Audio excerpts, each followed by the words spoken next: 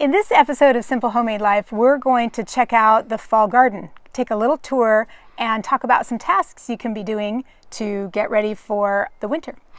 And then we're going to go see some of the progress that we've been making in the farmhouse. It's kind of exciting. Yeah.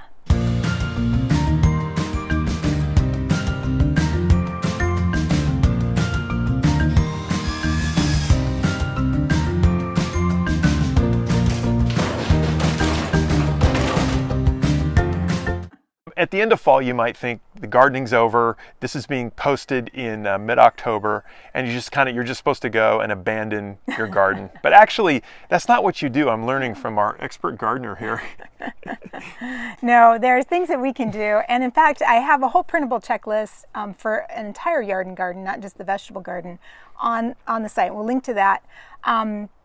Because I'm pulling about 5 tips, things you can do as we take a tour and look through the fall garden.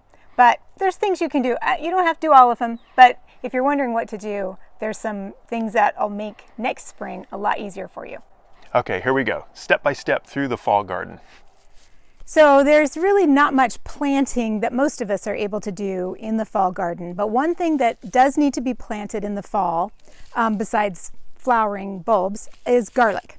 So that's on my list to do. I brought this from Territorial, and this is a soft neck garlic. I'm also going to plant a hard neck garlic, and it's a good idea to buy them disease certified free at least the first time, and then once you start growing them, you keep the biggest cloves to plant the next year, so you should only have to buy these once. And I'm just starting on garlic again in this new garden.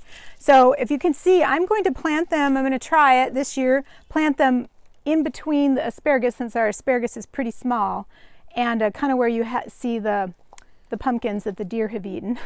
And we'll see if the deer leave the garlic alone. And I'm also going to plant them in this bed that I had onions in that the deer kind of ate, and I'll just pull up the rest of those. So those are planting. You want to plant garlic in the fall.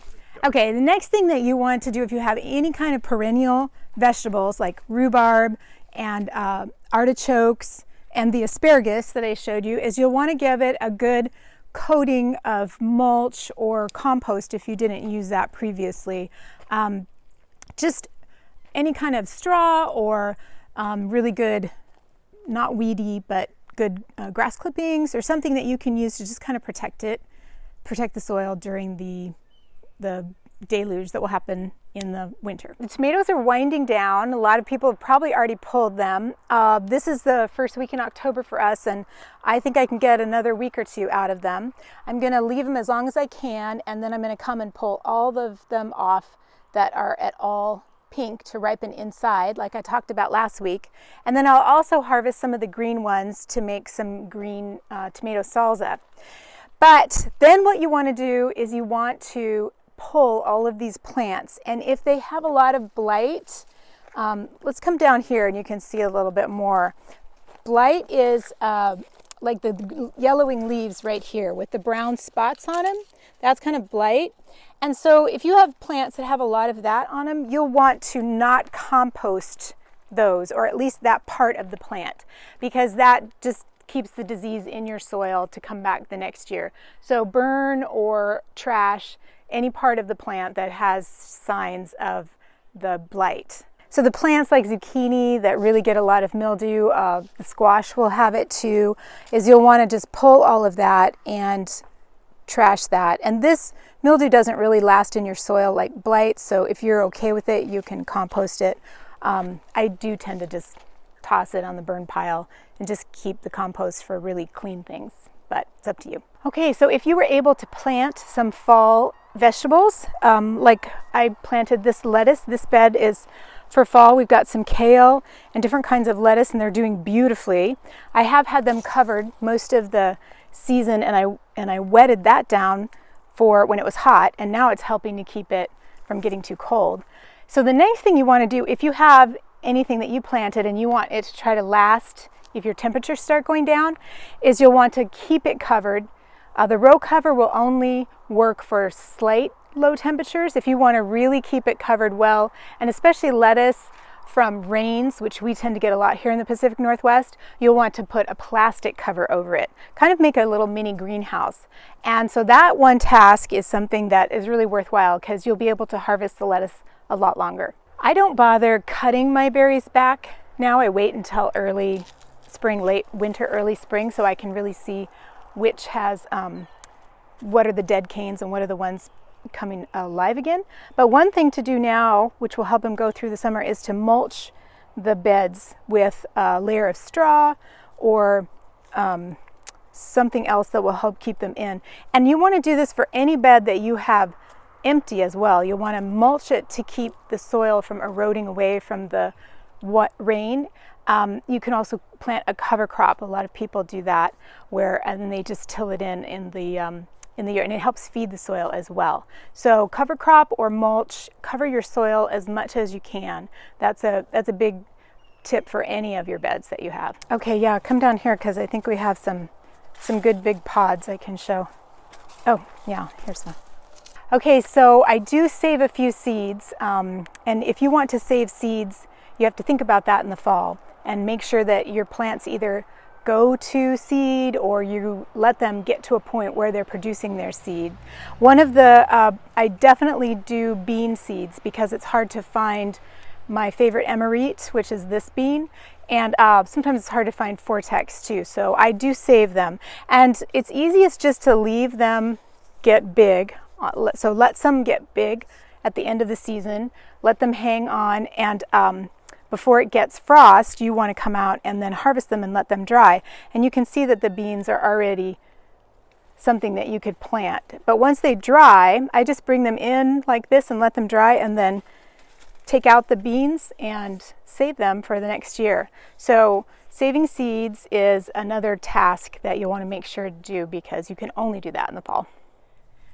So I guess there really are things you can be doing in late fall in the garden. Yeah. Well, something we're really excited about because we're really starting to make progress on the old farmhouse. And so we have a couple things we finished that we really want to show you. Including an incredible vintage cabinet with a matching brand new one to make it bigger. You have to see it to believe it. Yeah, come on, let's go take a look. Hi there. Okay, I'm crammed in our little pantry that's just off the kitchen, and the reason I'm in here is I want to show you kind of the before for what I did to the laundry room ceiling. So look at this. This is like old, really thin plywood that's painted, and it just has, the seams are done with these really thin pieces, and if you look up, you can kind of see more of it up there. It's a little bit patchy, okay? So I want you to get that in your mind, because that is what the ceiling of the laundry room looked like before I did this next thing. Okay, so here we are in the laundry room, and like I said, the ceiling in here was just that really old thin plywood with little pieces of molding wood, really flat molding on the seams.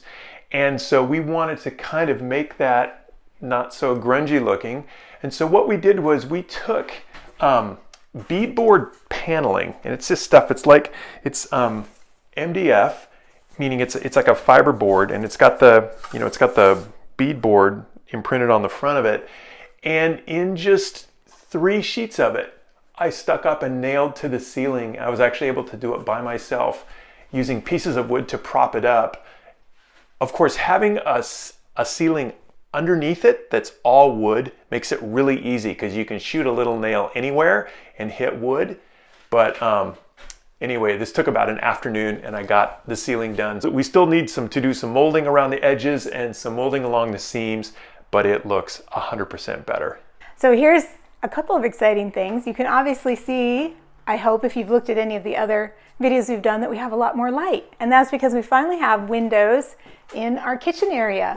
This is the stove wall, so these windows are in either side of the stove hood and the stove will be below it. So let there be light. It's just gorgeous now. We have light. Okay, so I really wanted to share this with you. Super excited. This is a vintage cabinet that my brother found. A house in his neighborhood was being remodeled and they were just throwing this stuff out. So he found this for me a couple years ago and it has just sat inside. Notice the lovely UVO duck colors. Yeah, imagine that gone. And this is sat in our barn and all of a sudden I thought, let's put it inside the wall. So it's recessed in this wall so we can have some sort of architectural character in the house when there wasn't any. And then because I really wanted to maximize storage, because you saw with the windows we don't have upper cabinets, then I wondered if we could make a similar cabinet for down below. We don't have a, let's see. And my stepdad, who is like a master carpenter, made this for us and matched it exactly with the top. I'm so excited. Some of this wood was even milled from maple trees down on his property. I mean, it has a story to tell here, and old houses with stories to tell are some of my favorite things. So I'd like you to use your imagination that this is going to be a little closer together. There's just going to be about an inch strip between it, and they will all be painted white, and they'll have the little clasp hinges on it. So won't that look great right there? And functional, because we'll be able to use storage. It'll be great for spices for the stove. Well, that's it for this episode. If you found this video helpful, please hit like. If you haven't yet, please subscribe so you don't miss our next episode, where we're going to be doing some updates on some major things in the farmhouse that we have finally completed. And I have to say, not like this wall here. There's quite a bit still to do on that. So we will see you next episode. Thanks for watching. Bye.